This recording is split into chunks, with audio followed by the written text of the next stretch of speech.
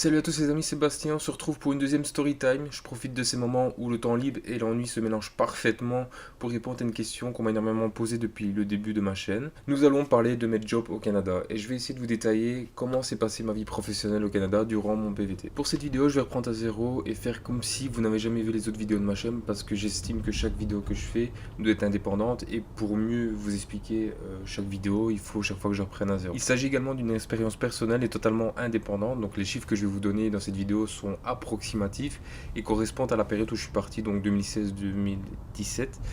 Et je le demande très rarement, mais pour ceux qui connaissent des gens qui pourraient être intéressés via le travail, partagez cette vidéo qui pourrait les aider très fortement. Comme pour chaque vidéo, je vais vous faire une petite remise en contexte. Donc j'ai l'équivalence d'un bac+2 en France. Bon, c'est rien d'exceptionnel, mais c'est assez pour travailler et faire un métier que j'aime. À mon arrivée à Montréal, j'avais un niveau d'anglais de CM1. Et encore, CM1, je suis très gentil.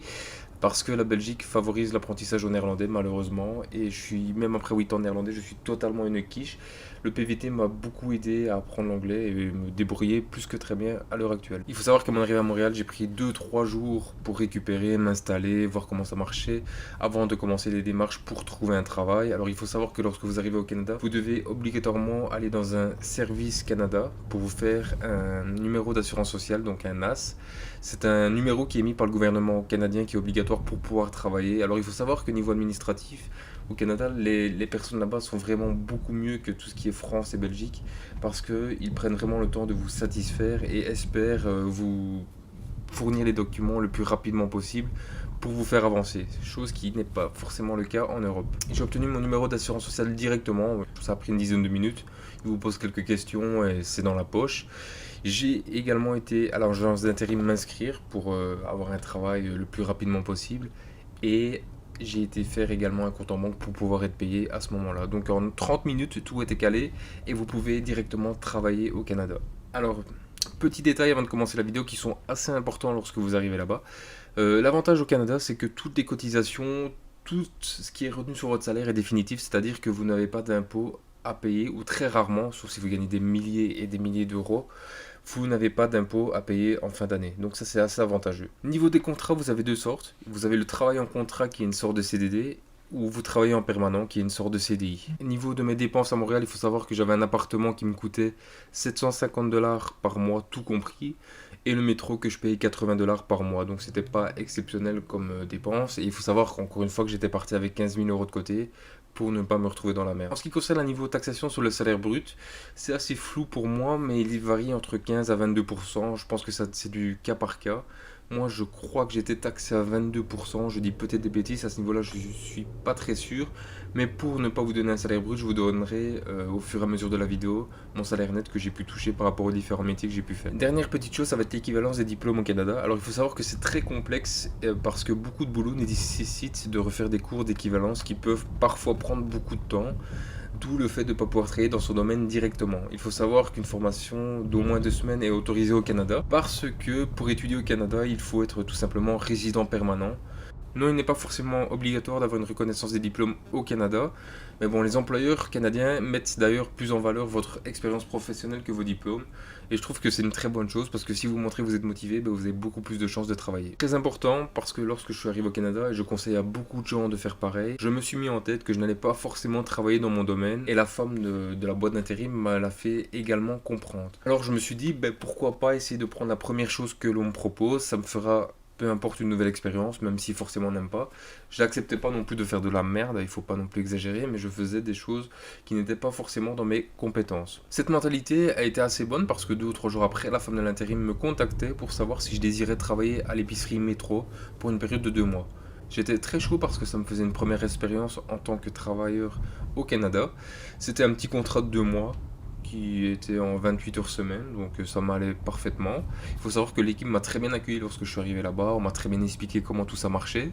Les gens étaient assez sympas, c'est toujours chouette d'avoir une différence sociale Europe-Canada parce qu'on se pose des questions à la con, des termes, voilà, on se pose des questions. Ils sont très curieux à ce niveau-là, ils posent beaucoup de questions à tout ce qui est européen et moi je suis assez curieux donc on s'est très bien entendu, les 2 mois sont passés très vite. À l'époque, je pense que je gagnais plus ou moins 12,50 € de l'heure qui était un salaire modeste. Je sais pas, c'est un tout petit peu plus que le SMIC. Et mon premier salaire me rapportait plus ou moins 1400 $ net par mois en 28 heures semaine. Alors, il faut savoir que, comme je vous ai dit, j'avais 750 $ de charge, plus 80, donc ça me permettait d'avoir quelques loisirs sur le côté, mais c'était pas non plus le top. Donc, encore une fois, sans l'argent de côté, j'aurais pas forcément pu faire grand chose, mais bon, j'avais pas à me plaindre, je travaillais à 6000 km de chez moi dans un pays dont je rêvais depuis toujours, donc c'était du pain béni pour moi. Alors, arrivant à la fin de mon contrat, ben, j'ai appris que je ne re-signais pas de nouveau parce que la personne que je remplaçais ben, revenait tout simplement. Et même si j'ai eu de très bonnes éloges du patron qui m'a appelé dans son bureau, qui m'a dit voilà, on est content que tu sois là, que tu aies fait ça. Si on a vraiment besoin de toi, ben on te rappelle parce que c'était vraiment incroyable.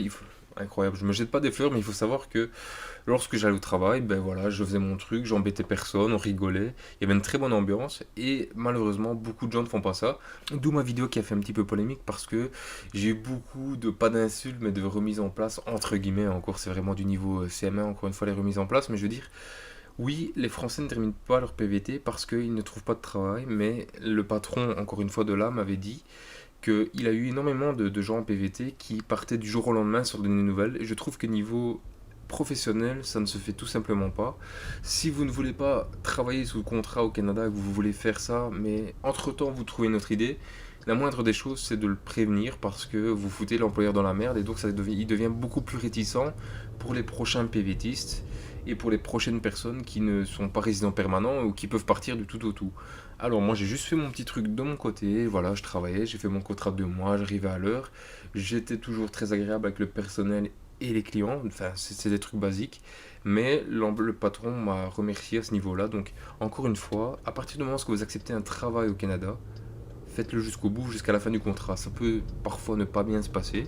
Si ça se passe bien, vous partez, vous déposez un préavis et vous prenez tout simplement votre employeur, ce qui vous permettra tout simplement d'avoir un travail et pour les prochains, bon, il faut pas être égoïste encore une fois, mais pour les prochains, de trouver un travail beaucoup plus facilement parce que maintenant, il est devenu beaucoup plus difficile de trouver un travail en tant que PVTiste parce que beaucoup de gens se barrent du jour au lendemain sans prévenir.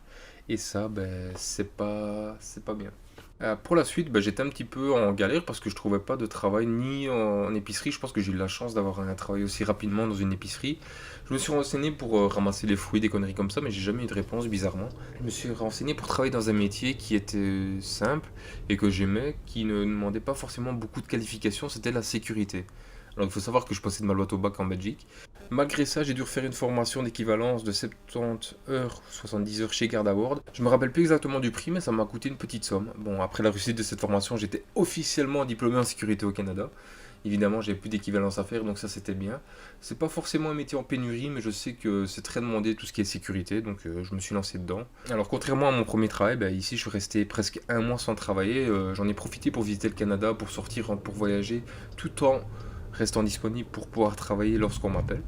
Après ce petit mois de congé, ben, j'ai reçu 2 appels le même jour. Évidemment, c'est tout ou rien au Canada, c'est un peu partout pareil. Et le premier, c'était le gérant de l'épicerie Métro qui me demandait tout simplement si je voulais revenir pour quelques mois travailler pour lui. Il avait une place supplémentaire et il voulait que je travaille pour lui en 28 heures semaine jusqu'à la fin de mon contrat, donc c'est très, très intéressant.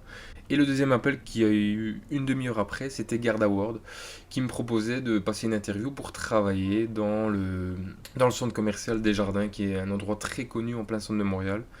Et donc, lui, c'était en 38 heures semaine également jusqu'à la fin de mon contrat. Donc voilà, j'ai préféré prendre le 38 heures semaine parce que niveau financier, bah, j'allais gagner plus. Niveau du temps, bah, j'allais peut-être en perdre un petit peu pour mon PVT, mais j'étais là tout de même pour travailler, pour me faire une expérience professionnelle. Pour ceux qui ne connaissent pas le complexe des Jardins, bah, c'est une galerie commerciale qui est juste en dessous des institutions financières des Jardins. Le métier était plus relax, même si bon, voilà, de temps en temps il y a des petits sans-abri qui se battent ou qui essaient de voler, bah, ça fait un petit peu d'animation. Je gagnais beaucoup plus hein, parce que je suis passé à 18 $ de l'heure et je gagnais plus ou moins 2500 $ par mois, donc ça fait presque 1000 $ en plus que chez l'épicerie Métro. Donc c'est vraiment, je voyais la différence et je pouvais beaucoup plus me faire plaisir sur le côté. Il faut savoir que j'ai travaillé 3 mois complets là-bas. C'est parce que normalement mon contrat devait durer jusqu'à la fin de mon PVT. Mais en parlant avec mon boss, parce que évidemment tous les certains temps, je sais pas si ça se passe partout au Canada, mais j'ai des sortes de petites discussions avec mon boss qui me demande comment ça se passe, comment ça évolue dans mon métier. Et ça c'était assez chouette parce que voilà, quand quelque chose ne vous plaît pas, ben, vous le dites évidemment avec beaucoup de respect et de savoir-faire, vous dites ce qui ne va pas à votre patron, on en parlait. Et de là, j'ai dit que voilà, moi j'avais des formations en Belgique, que j'avais fait certaines choses. Donc il a vu plus en détail mon CV à l'époque et il m'a proposé de monter en grade, entre guillemets. Je sais même pas si monter, c'est plutôt une mutation que de monter en grade et de passer dans la sécurité privée de personnes. Donc j'ai sauté sur l'occasion parce que j'adorais ça. J'avais jamais eu l'occasion d'y travailler en Belgique, mais j'ai voulu faire de la sécurité de personnes au Canada. Alors que la différence avec la sécurité privée, bah, c'est assez simple, c'est des organismes qui s'occupent de personnes qui sont aisées, qui veulent protéger des biens ou par exemple leurs propres personnes. Donc nous, on s'occupe juste de les protéger entre guillemets. Et parce que la police ne veut pas forcément le faire et n'a pas forcément assez d'effectifs pour le faire, donc on s'occupe de ça. Il faut savoir que moi c'était un petit peu spécial parce que mon rôle consistait à m'occuper d'une petite fille qui était menacée d'enlèvement par ses parents parce qu'ils avaient perdu la garde et ils étaient légèrement toxicomanes. Donc moi je devais juste m'assurer d'être avec l'assistante sociale et la petite fille et on se baladait dans Montréal les jours de sortie et voilà, je devais juste m'assurer qu'il lui arrive rien. C'était un boulot vraiment génial. J'ai eu une petite augmentation de salaire, je pense que je touchais 2800 ou 3000 $ par mois, je suis pas sûr de ça. Ce petit métier a duré jusqu'à la fin de mon PVT. Une semaine avant la fin de mon PVT, ben, j'avais déjà pris mes billets d'avion et tout ce qui allait avec. Et Garda Award m'a proposé d'entamer les démarches pour me faire signer une sorte de contrat permanent, donc un CDI, pour me permettre de rester au Canada et devenir à la longue résident permanent. J'ai dû refuser pour des problèmes familiaux à l'époque, qui étaient assez graves, donc un décès. Et donc j'ai refusé, je suis retourné en Belgique. Alors voilà, sur une période de 10 mois, j'ai fait mon PVT en 10 mois parce que malheureusement, bah, j'ai pas su rester plus à cause de ce décès dans ma famille. Et c'est ainsi que se termine mon PVT. En gros, j'ai travaillé 8 mois sur les 10, je pense, plus ou moins. Je vous ferai un petit calcul là sur la vidéo que vous verrez au montage. Et pourquoi je vous fais cette vidéo? Tout simplement pour vous dire que tout est possible au Canada à partir du moment où on s'en donne les moyens. Qu'on mord un petit peu sur sa chic, je dis pas qu'il faut faire toutes les merdes possibles, mais essayez de mordre sur votre chic, allez dans tout ce qui est magasin, épicerie, travaillez en réassortisseur pendant quelques temps, au moins les employeurs verront que vous restez jusqu'à la fin de vos contrats et que vous ne partez pas de vous-même, parce que malheureusement, il y a beaucoup de gens qui partent, d'où la vidéo pourquoi les Français ne terminent pas leur PVT qui a fait pas mal de bruit sur ma chaîne. C'est un peu bête de réagir comme ça, mais c'est la stricte vérité. Beaucoup de Français ne terminent pas leur PVT parce que ils quittent les boulots et donc les patrons sont plus réticents et c'est une boucle sans fin qui fait que personne ne trouve du travail et c'est pas forcément la bonne idée. Dites-vous que vous avez beaucoup de chance d'être pris dans le bassin de PVT parce que beaucoup de candidatures sont enregistrées chaque année et peu sont reprises pour pouvoir partir au Canada. Donc essayez au maximum de profiter de votre aventure. Travailler parce que c'est une belle expérience, même si c'est pas toujours le travail de rêve, hein, je vous cache pas au début, ben, tout le monde commence en bas de l'échelle. Essayez de faire au maximum et vous verrez que les portes s'ouvriront à vous et que avec le temps, ça deviendra des assez bons souvenirs. Voilà, j'espère que cette petite vidéo sur le travail vous aura plu. Si vous avez d'autres questions, évidemment, l'espace commentaire est là pour ça. Un petit j'aime, ça ferait plaisir. Je le demande rarement, mais là j'ai envie de le demander. Et je vous dis courage à vous, restez safe et à la prochaine pour de nouvelles vidéos.